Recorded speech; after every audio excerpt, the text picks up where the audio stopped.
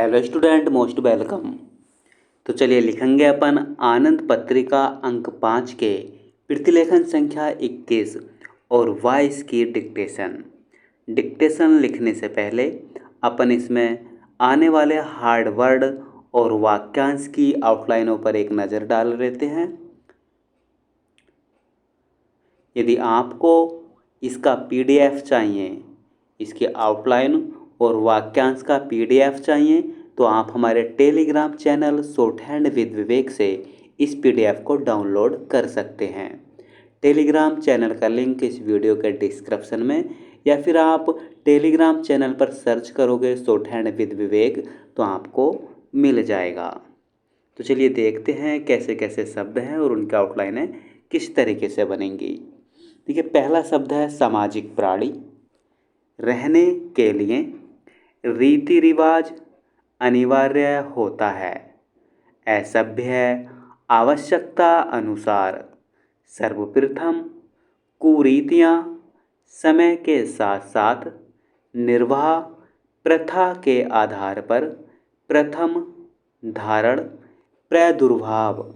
दहेज दो तरीके से लिख सकते हैं। कुरीति रह गई है।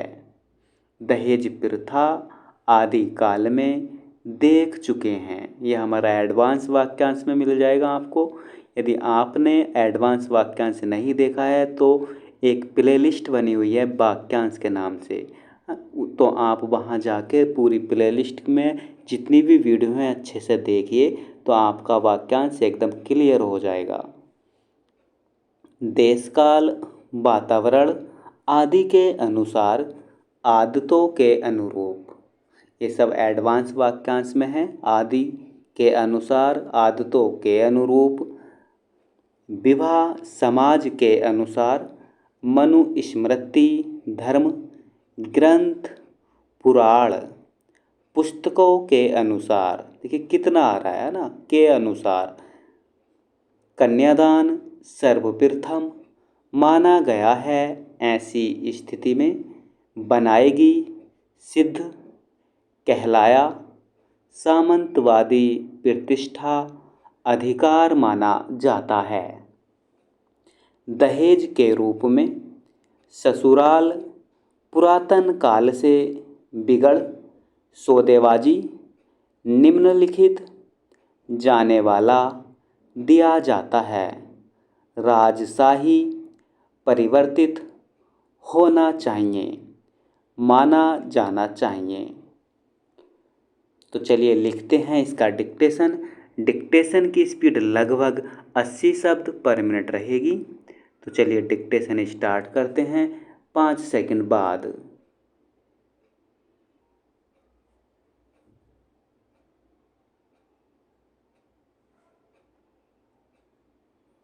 महोदय, मनुष्य एक सामाजिक प्राणी है। सर्वप्रथम व्यक्ति है एवं व्यक्तियों से समाज बना है। किसी भी व्यक्ति को समाज में रहने के लिए उस समाज के रीति रिवाजों का पालन करना अनिवार्य होता है। पहले मनुष्य असभ्य एवं जंगली हुआ करता था। तब से आवश्यकता हुई सभ्य एवं सामाजिक होने की। अतः उसने सर्वप्रथम आवश्यकता अनुसार समूह में रहना सीखा तथा समूह से समाज की स्थापना की। इस हेतु उसे उस समय के नियम रीतियों का पालन करना पड़ा, जिसके कारण उसकी अपनी अलग पहचान बनी। समय के साथ साथ उसने अपना परिवार बनाना, समाज का निर्वाह सीखा तथा उसमें रहने के लिए जो आदतें उसे अपनानी पड़ी, वे आगे चलकर उस समाज के रीति रिवाज बने। इनमें से कुछ रीति रिवाजों ने आगे चलकर प्रथा का रूप धारण कर लिया। इन अच्छी प्रथाओं के आधार पर संस्कृति का प्रादुर्भाव हुआ। इस प्रकार दहेज भी एक समाज की रीति एवं प्रथा रही है।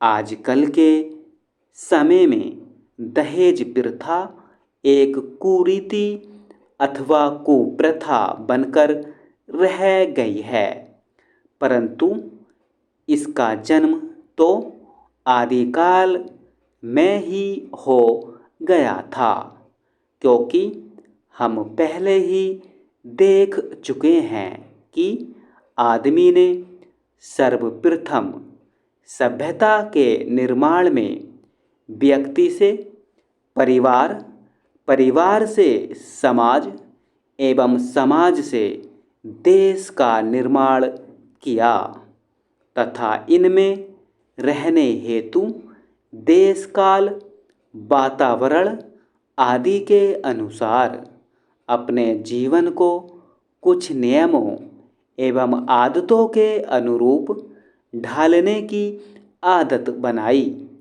और इन आदतों ने ही आगे जाकर रीति का रूप ले लिया। दहेज विवाह में वधू को दिया जाने वाला धन एवं संपत्ति है।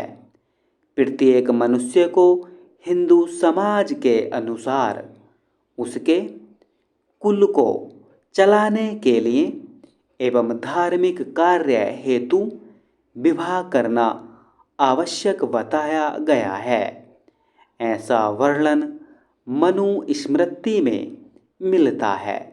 अतः विवाह मनुष्य की सामाजिक आवश्यकता बन गया था एवं हिंदू धर्म ग्रंथों, पुराणों, पुस्तकों के अनुसार समाज में पिता द्वारा कन्यादान सर्वश्रेष्ठ दान माना गया है और संभवतः यही विचार दहेज का सर्वप्रथम कारण होना चाहिए, क्योंकि मनुष्य की इच्छाएं अनंत हैं तथा वह अपने को समस्त प्राणियों में श्रेष्ठ बनाने के लिए धार्मिक कार्यों का आयोजन भी करता है एवं जबकि उसे धर्म ग्रंथों से यह शिक्षा मिले कि कन्यादान से बढ़कर कोई दान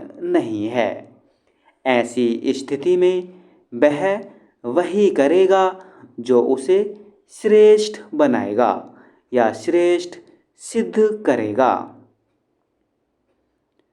महोदय, इस प्रकार कन्यादान करते समय उस कन्या के साथ आदि काल में धन दिया जाने लगा होगा, जो आगे चलकर दहेज कहलाया, तो वह इतना कड़ा बन गया कि उसके बगैर विवाह ही संभव नहीं होता।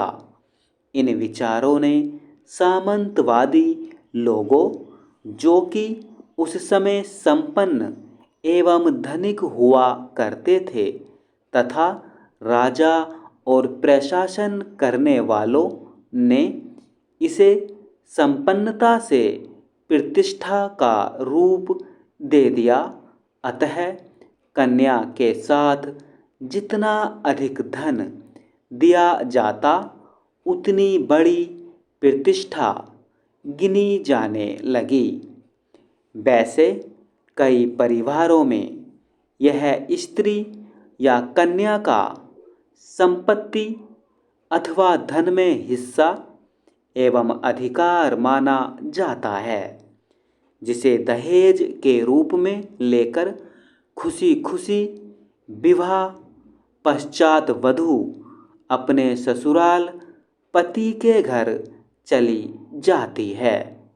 अतः कुछ परिवार स्त्री कन्या के हिस्से को देना अपना धर्म समझते थे तथा उड़ड़ हो जाते थे, क्योंकि ऐसी भी मान्यताएं रही हैं कि स्त्री धन कन्या धन के ऋण को नहीं चुकाने वाला स्वर्ग नहीं पाता था। ये सभी मान्यताएं आज भी विद्यमान हैं तथा कई कन्या के पिता उसके पति के घर में अन्न तक ग्रहण नहीं करते हैं। इस प्रकार दहेज प्रथा पुरातन काल से चली आ रही है, परंतु आजकल के समय में यह देखने में आ रहा है कि इसका रूप बिगड़ गया है तथा सौदेबाजी एवं व्यवसाय का रूप धारण कर लिया है, जिसकी वजह से कहा जाने लगा है कि दूल्हा बिकता है। समस्त पृष्ठभूमि आधार एवं इतिहास को देखते हुए दहेज के निम्नलिखित कारण ही देखने को मिलते हैं कि सर्वप्रथम यह कन्यादान के समय दिया जाने वाला धन रहा है। यह पिता की संपत्ति में से पुत्रों के साथ साथ कन्या का हिस्सा रहा है। तीसरा, परिवार निर्माण करने एवं विवाह के बाद उस कन्या का जीवन घर बसाने हेतु दिया जाने वाला सहयोग, जो कि उसके परिजनों द्वारा नए जीवन के प्रारंभ करने के अवसर पर दिया जाता है। इसलिए हम देखते हैं कि आज भी वर वधू को एक घर बसाने की सभी आवश्यक वस्तुएं प्रदान करते हैं। चौथा, इसे संपन्न एवं राजशाही वर्ग ने संपन्नता एवं प्रतिष्ठा स्वरूप दिया जाने वाला धन बना दिया। इन सभी कारणों से दहेज ने समय के साथ साथ परिवर्तित होते होते कुप्रथा एवं कुरीति का रूप ले लिया। दहेज को विवाह में आवश्यक बंधन नहीं माना जाना चाहिए। युवकों को स्वयं सक्षम होना चाहिए। स्टॉप।